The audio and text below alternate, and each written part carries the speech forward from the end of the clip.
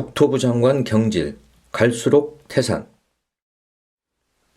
집값 상승이 사상 최고 기록을 이어가고 있습니다.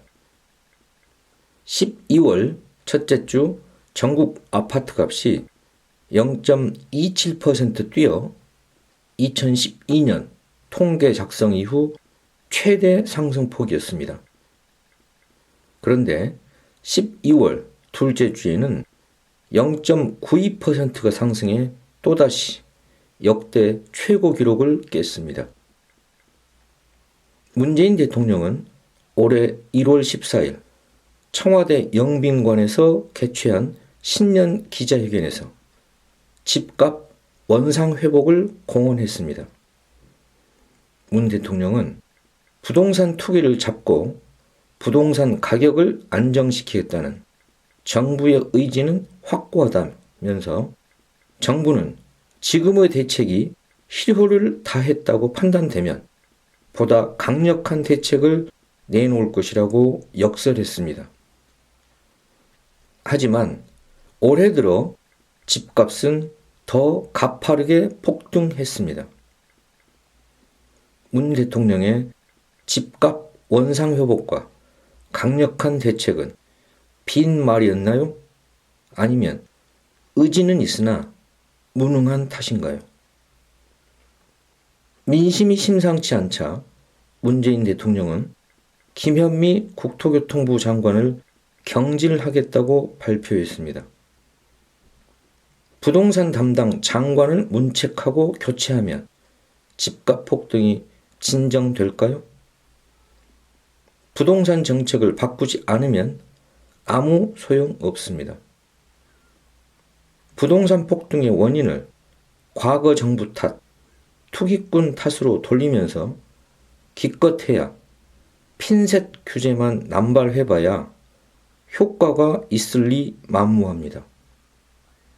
현재 부동산 규제 지역만 총 111곳, 전국 226개 시군구 중 절반이 부동산 규제 지역으로 묶여 있습니다. 그런데도 아파트 값이 역대 최고 상승폭을 기록하고 있지 않은가요? 지난달 23일 종부세 고지서가 발부되자 일부 언론에서는 눈앞 깜깜한 종부세 고지서, 연봉 토할판, 종부세 고지서 폭탄 날아왔다, 집 2채 가졌는데 7배 뛰어 등 기사를 쏟아냈습니다. 종부세가 7배 뛰었다며 인용된 사례는 지난해 종부세 10만 원을 냈다가 올해 70만 원을 낸 서울 양천구 목동의 2주택자 얘기였습니다. 종부세 고지 대상자는 전 국민의 1.3%, 66만 7천 명입니다. 일부 언론이 종부세 폭탄 운운하는 것은 종부세 고지서가 어떻게 생겼는지조차 모르고 종부세 한번 내보는 게 소원인 절대다수 서민들의 염장을 지르는 짓입니다. 국토교통부 자료에 따르면 대한민국에서 가장 주택을 많이 소유한 서초구의 기역시는 무려 753채 주택을 소유하고 그 뒤를 이어 강서구의 니은시가 591채, 마포구 디귿시가 586채를 소유하고 있습니다. 전국 임대주택 등록 상위에 속한 임대사업자 30명이 갖고 있는 주택 수는 총 11,836채, 1인당 평균 394.5채입니다. 또 주택 보유수 상위 1%의 임대사업자가 전체 임대주택의 17.4%를, 상위 10%의 임대사업자가 전체 임대주택의 51.1%를 각각 소유한 것으로 나타났습니다. 그런데 놀라운 것은 이들 집부자 임대사업자들은 임대사업으로 등록한 집에 대해서 종부세를 한 푼도 내지 않는다는 사실입니다. 700채, 500채를 갖고 있어도 종부세가 0원입니다. 불법이나 탈세가 아닙니다.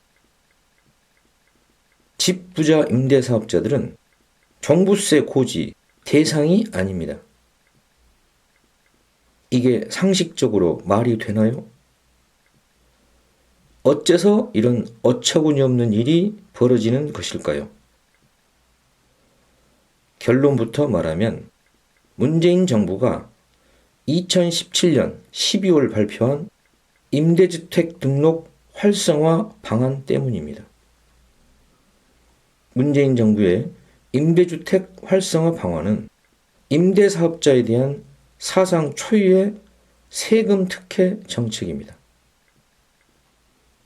박근혜 정부가 도입한 주택 임대사업자들의 종부세 비과세 혜택을 연장했을 뿐 아니라 거의 모든 세금을 감면해 줬다고 해도 과언이 아닐 정도입니다.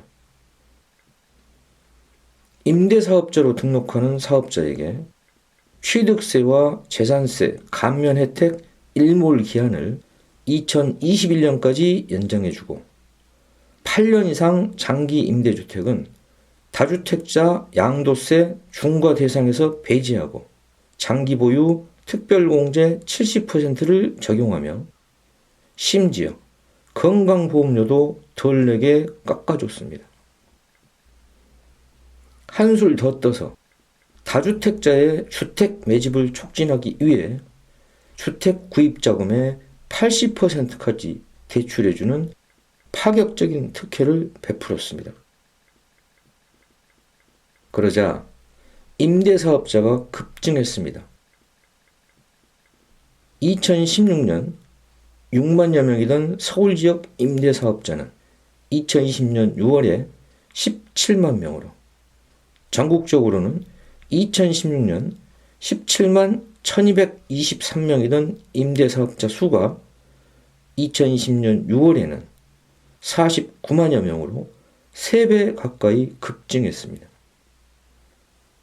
임대사업자 수가 늘어난 데 비례하여 전국의 임대주택 수도 55만 채에서 147만 채로 급증했습니다. 온갖 세금 특혜에다가 저금리로 주택 구입 자금까지 대출해주자 부자들은 경쟁적으로 주택 매집에 나섰습니다. 그 결과 집값이 폭등에 폭등을 거듭한 것입니다. 집값 폭등의 원인이 이러하므로 집값 원상 회복의 대책은 어렵고 복잡할 게 없습니다. 임대주택 등록 활성화 방안을 철회하면 되는 것입니다. 주택 임대사업자를 위한 세금 특혜를 폐지하면 임대주택의 상당수가 매도로 나오고 집값은 원상 회복이 될 것입니다. 하지만 문재인 정부는 이를 애써 외면하고 있습니다. 지난 7월 7.10 대책을 발표하면서 김현미 국토교통부 장관은 기등록된 임대주택은 기간 만료 시까지 세제 혜택을 보장해 드리겠다고 약속했습니다. 기가 찹니다. 정부가 임대사업자들의 특혜 감싸기에 급급한데 부동산 대책을 24번 발표한들 무슨 효과가 있겠는가요? 한국은 가계자산의 76%가 부동산 관련 자산이고 주택자산이 50%를 넘습니다. 자가 보유 가구가 61%지만 수도권의 자가 보유율은 54%에 불과합니다. 집값 폭등은 자산 불평등의 격차를 심화시키고 집 없는 서민들의 박탈감을 키우는 화근입니다. 부동산 정책에 민심이 예민하게 반응하는 이유입니다. 문재인 대통령의 직무수행평가 조사 결과를 보면 직무수행 부정평가 이유 1위는 부동산 정책입니다. 어느 조사기관의 조사 결과나 비슷합니다. 한국갤럽 12월 셋째 주 조사 결과를 봐도 그렇습니다.